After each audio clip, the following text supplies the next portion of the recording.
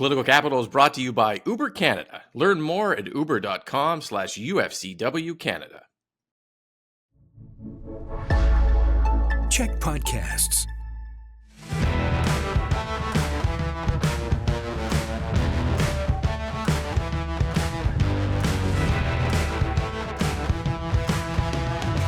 Hey everyone, and welcome to Political Capital, your source for all the latest in BC politics. I'm your host, Rob Shaw, and another wild week. I think we start every single show with wild week in BC politics, but the Premier's heading to Washington, D.C., ending up in the White House, of all places. Not quite with President Trump, but we'll discuss the merits, pros and cons of that trip, plus BC canceling its affordability rebate, the NDP reneging on that campaign promise of $1,000 checks to British Columbians. And then stick around, subscribe to the audio podcast. We'll have a discussion about the upcoming legislative session, which starts very soon next week in British Columbia. Let's bring in the pod squad to break it all down. Jeff Ferrier, Jillian Oliver, Allie Blades here as always. Thank you for helping us decode the mysteries of BC politics, starting with Mr. Eby goes to Washington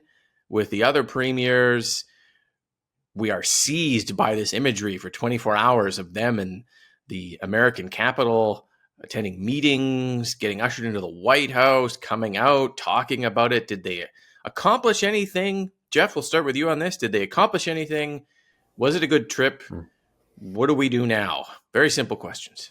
Sure. I think that the public of Canada expects the Premier to do this sort of thing. They expect them to take the fight to Washington. I think the success of their lobbying is negligible, but I think the real gain, the real win for them here is about taking their message to the American public. I think that Donald Trump is only going to act to shift on these tariffs if there's a broad consensus amongst American people, American workers, that they don't want these tariffs because they're going to make their lives more expensive and harder, which is the opposite of what President Trump promised in the election. So in the respect that they were able to take the story to the American people, got good media coverage, that in itself was a success in terms of budging the American administration on tariffs. Probably didn't accomplish a whole lot. Maybe from the outside, we kind of view the White House visit as this sort of like apex of the visit, Jeff. But maybe that, just based on what you're saying, that wasn't really what we should be looking to for the success of the trip.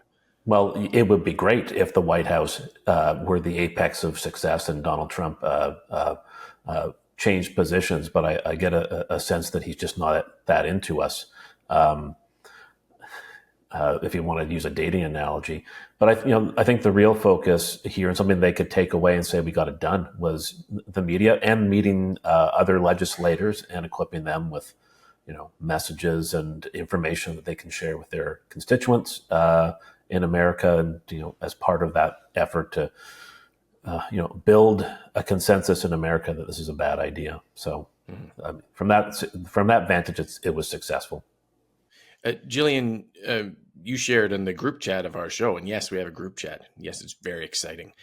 Before the show, an article from the CBC quoting some federal sources who analyzed the Premier's trip, saying they basically came off, according to Ottawa's view, like a bunch of rubes who meandered down to Washington, discovered it actually really is hard to talk to Trump or understand Trump or exist in the vortex of chaos around him, got pulled into it, and then came wandering back with nothing to show for it. I don't know. I guess that's the flip side of the argument. What do you think of the scope of arguments here on what they accomplished? Yeah, I mean, I think there's multiple kind of goals. And I think, like Jeff said, the part where they were, talking both to the Canadian public to reassure them that they're leaving no stone unturned and, getting themselves on American press a little bit and kind of getting that message out there and keeping public opinion on side against the tariffs, which is where it is in the States, I think is important because I think that will matter to the White House when it comes to actually pulling the trigger on the tariffs. I think in terms of the actual diplomacy and lobbying, there was some messiness. We saw sort of a lack of coordinated message between the premiers, which is disappointing given all of this Team Canada approach. You had Doug Ford talking about, well, kind of all over the place, he's campaigning in an election. He was talking about how, Canada can help the US and we need to be part of their strategy in countering China. And we had Eby talking about diversification. And so I think it was a bit of mixed messages. And that's, I think when the Americans are looking at that team that's supposed to be a team and don't look like a team, I think that probably does come off a little bit weak. And then, some other details in that article, like that they didn't include the ambassador, didn't include the finance minister who's been down there working with his federal counterparts and seems to be actually meeting with decision makers. It's a little disheartening that it seems like things are a little bit messy given that this is at the top of everyone's agenda. So I think it's good that they went. They probably need to keep doing that, but maybe need to iron out some details. Yeah. The David Eby came out afterwards and said, after people are nominated, key people are nominated in the Trump cabinet, we should go back. And they indicated maybe we could meet with the president. That seems like an awful idea. 13 premiers in a room with the president. They don't have any power to negotiate anything on tariffs. And as Jillian pointed out, they don't even totally align on sometimes what they're saying, Allie. I don't know. I'm not sure they should go back, but what did you get out of their first trip? Well, we have to make some levity out of this very serious situation. And Jillian had brought up that lack of coordination. There was this series of interviews that I was watching and where Doug Ford was adamant, like, well, I'm not at liberty to say who I'm meeting with. And then David Eby comes out and says, oh yeah, I can tell you who I met with, and then provides the names. And so I was just dying laughing. Good on Eby for doing that too. Especially it earned him a rebuke from the White House because then he got chirped at by some of those people on social media, but that probably helped him too. But Sorry, carry on, Allie. Well, so let's go back here. I mean, the pressure for David Eby to go down to Washington and DC and then come back with a win, I think, was a significant one. And that just the timing of things that we're about to start this spring session, this is all consuming for the conversation in BC. But what we're experiencing is the fact that he's come back not with a whole lot, rather a commitment that there's further conversations that are needed. And that message was across the board with all of the premiers, that not everybody had been appointed to certain roles in DC, and so that it does require further meetings. So we will be back. The Manitoba premier, I thought, was interesting in that he did come back with something, and that was a bit of a commitment to appoint someone from Manitoba and have them in DC. So, that's something for consideration for the BC conversation as well. But the commitment of, I couldn't really pull anything off this time, so maybe next time is concerning, I think, for us watching from home. Man, if every province started appointing people in Washington, what a mess that would be. The premier's already spending $85,000 a month US on a lobbying firm in Washington with Trump connections to get meetings like the one that they got there. So imagine appointing 13 different people, plus a lobbying firm, plus the federal component. That would be a mess.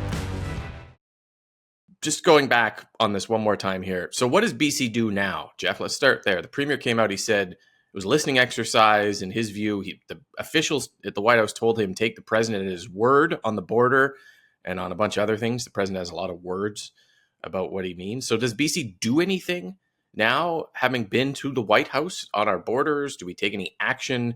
Or what do we do? What does the premier do with the information now that he's back in BC, do you think? Yeah, I think the two most important things that he should do are things that are within his control to improve the economy. He's talked about expediting economic development projects in British Columbia to create economic activity here, to get people employed, to create, generate revenues for government. That's something he and his government can do.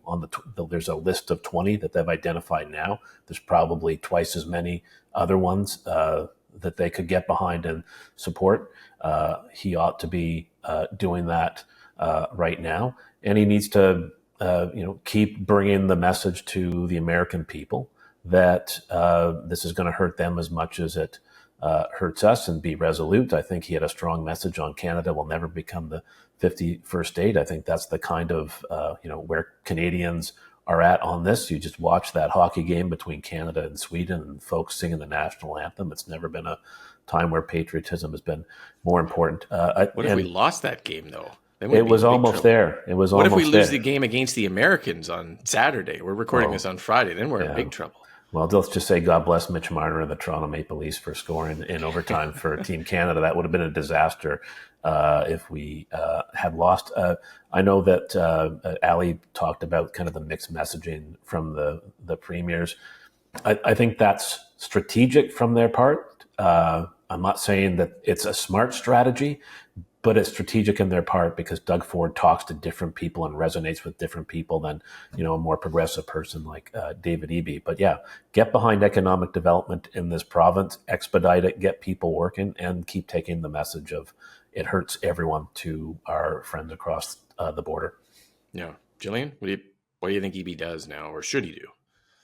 Well, I was thinking about all this. It kind of harkened me back to what it was like when Horgan was premier, and he really did serve that role. Like, he was really good at forming relationships with the other premiers. And Eby's a different type of leader. I don't know if he has those kinds of skills. We haven't seen him kind of get as cozy with people across the spectrum as we did with Horgan, who had a really good relationship with Jason Kenney, for example.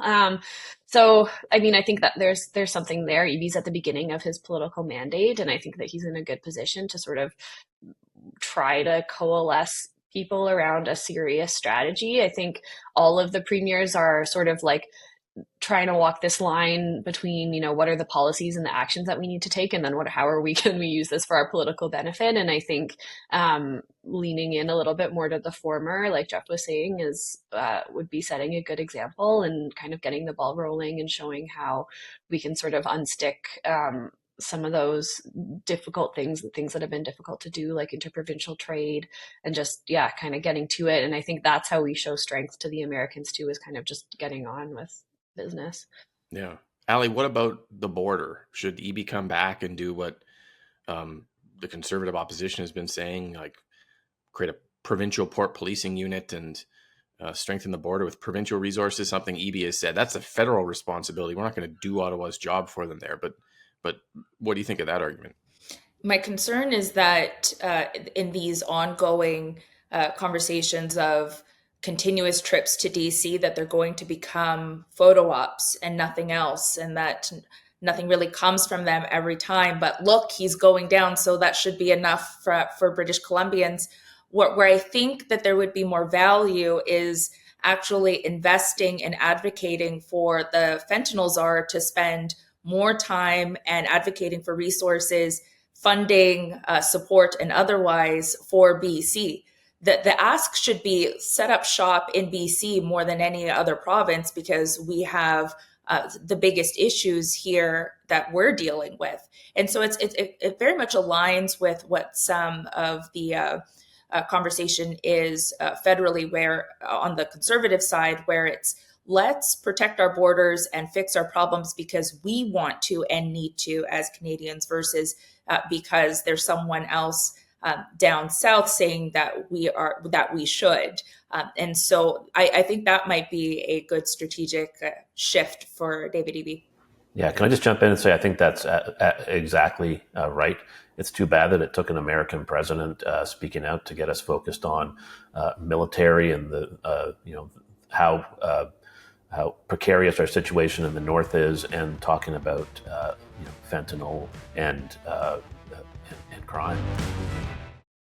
Just move on to the next topic here, because right after the Washington trip, British Columbia's finance minister held a press conference saying, you know what, that $1,000 grocery rebate that was the core plank of the NDP platform in the provincial election in October, we can't afford to do it anymore because of Donald Trump. We're going to go, Jillian, let's start with you on this. Yes, Donald Trump. But the finance minister faced a lot of questions like, the deficit that is in place in this province, $9.5 billion, that was in place before Donald Trump. a lot of questions in the campaign about whether we could ever afford to do this rebate. What did you make of this announcement? Yeah, well, I mean, it wasn't a huge surprise. They kind of foreshadowed it when they sort of had their initial economic forecast on how the tariffs were going to impact the BC economy, talking about how this totally kind of throws everything up in the air. And this was kind of the one that everybody assumed was going to get axed. It really was a knee-jerk policy that they introduced during the election campaign when they were caught off guard by Kevin Falcon folding his party and suddenly finding themselves in a really tight two-way horse race with the Conservatives, who were promising a big rebate at the time. And I think that it was, not a policy that they really would have otherwise ran on, but it became a cornerstone of the campaign because of the political dynamics. They've already given a ton of rebates in Eby's first term, right? And I think the thing with rebates is they're kind of like a press in case of emergency button, but they don't actually fix anything in the long term. And I think when you're staring down an even more difficult budgetary situation, it's very different from when you're staring down a very difficult election campaign situation. And it's just impossible to justify. And I think, they, in some ways, I mean, it's crass to say, but I think they're lucky, that they kind of have this out. But it's also nothing new. We've seen this before with the first time the NDP formed government in 2017, they had the renters rebate. They didn't deliver it, delivered a very, very watered down version many years later. So it's kind of just how it goes with rebates, so, they've got that political cover to cancel it. But I think it's also doubtful whether they would have ever rolled it out in its entirety, regardless of the political situation down south. It amuses me, from having covered the campaign, that when there's questions about whether they were going to roll it out, they pointed to John Rustad and his affordability plan, which he had staggered his income tax break over 4 years so he didn't wall up the provincial budget so it could be affordable. And David Eby said, well, maybe, the long Rustad wait, maybe you can go pick up Rustad's rebate in your flying car so far into the future. And you're just well, maybe it was a more practical idea to stagger that than offer something you ended up that you couldn't afford to do, Allie. I don't know. I like Jillian's point there of the justification of canceling it because of all of these external pressures. And I think we knew, and I was saying during the campaign, that it was going to be a fib all along, that this is just something that you say during a campaign and maybe even get away with never delivering it. In fact, I was with a friend last night as we were talking about this news, and she said to me, I totally even forgot about this. If they had never brought it up ever again, I wouldn't have been reminded that the NDP didn't deliver on this. And so, keep that in mind, NDP comms shop. But I mean, it was a performance during the campaign, right? Where and it's true for every campaign as we go into a federal one, where people will promise the stars and the moon. And when it really comes down to it, what are the chances that they're able to deliver on it, even despite everything that's happening in this tariff and economic war that we're experiencing it? There was a full potential that it would have never been offered anyways, just given the state of our budget and the state of our economy in BC anyways. So it's a little rich to blame the current nature of the conversation versus the dire position that we were in even during the election. Mm-hmm. Jeff, what do you think? I think there was a reasonable expectation at the budget time that the economy would grow. BC was doing better than most provinces on that front, and that they would, as a province, would be able to claw out of the deficit and debt situation. We still have one of the lowest GDP to debt ratios in the country. I think everyone knows that the world has changed in a way that we didn't foresee in November. I think that Allie's right that this was a knee-jerk policy. I think it was poorly thought out, and it was just chasing conservatives for sure. I think folks looking at the numbers now, understanding the threat of deterioration of our fiscal position, given the option of protecting healthcare and education and supporting economic development versus a grocery rebate, they would take the former rather than the latter. And I think that, the main reason for jettisoning this is that there is no easy, quick end to our situation with the Americans. When Donald Trump says it's about fentanyl and securing the borders, I don't believe you. Ron Burgundy said it. I said it. I don't believe you. His interest is in bringing manufacturing jobs back to the United States, and he will seek to cut off anything that prevents him from doing that, whether that's Canadian imports or China imports, or now he's talking about the European Union as well. So we've got to focus on what we can control, and that's economic development, smart fiscal decisions, finding new partners for trade. And so I think the bigger risk to the NDP would have been if this had blown a bigger hole in the budget and limited our ability to invest in the things that are most important to us. So I think the government will take the hit on this in the hopes that it will blunt any hit they'll take on the budget. But it is a reminder, though, of how difficult this provincial budget is going to be for the BC government on March the 4th. You have this massive deficit. You have the uncertainty of the Trump tariffs, which are set to sort of that pause is set to end and around the date of the budget, so the government can't plan for it. You have a premier who says he's not going to raise taxes to generate revenue or cut services to save money, and you sort of run out of legs on the stool to balance the budget with. Plus, the finance minister has to show a path to balance, which is not sure how any of that is going to work, but we will cover the budget. We'll cover next week's return of the legislature with a new throne speech. And make sure you subscribe to the audio podcast. We have a discussion of what to expect in the upcoming legislative session. And also on the audio podcast, my discussion with federal Liberal leadership candidate Chrystia Freeland from earlier this week. Thanks so much for watching. We will be back next week with all the latest here on Political Capital. Political Capital is brought to you by Uber Canada. Learn more at uber.com/UFCW Canada.